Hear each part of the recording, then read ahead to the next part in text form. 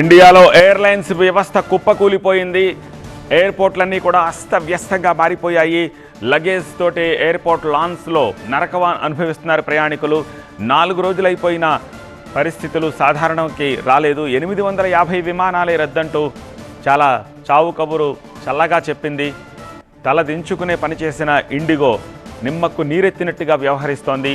ఈ విషయంపై ప్రయాణికులు కేంద్ర పౌర విమానయాన శాఖకు ఫిర్యాదులు చేస్తున్నారు. ఇండిగోపై చర్యలు తీసుకోవాలని చెప్పేసి ప్రశ్నిస్తున్నారు.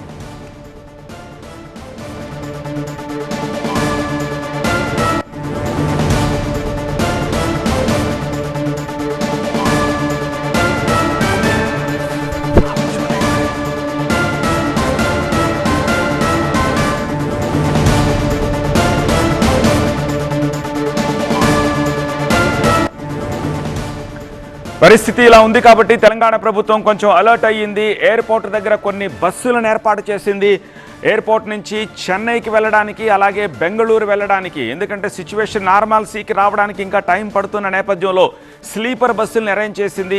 ఎవరైనా వెళ్ళదలుచుకుంటే ఆ బస్సుల్లో వెళ్ళొచ్చు అని చెప్పేసి. ఎందుకంటే ఇండిగో ఇప్పుడు రీఫండ్ కంపల్సరీ ఇవ్వాలి. కేంద్ర ప్రభుత్వం ఆ దిశగా ఆదేశాలు ఇచ్చింది కాబట్టి రీఫండ్ గురించి వర్రీ అవ్వక్కర్లేదు.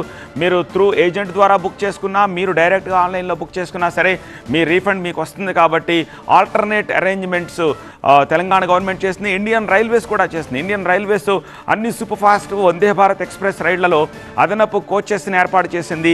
పరిస్థితి నార్మల్సీకి వచ్చే వరకు అవి అలా కంటిన్యూ అవుతూ ఉంటాయి. సో ఆల్టర్నేట్గా వాటిని చూసుకోవచ్చు అని చెప్పేసి చెప్తా ఉంది.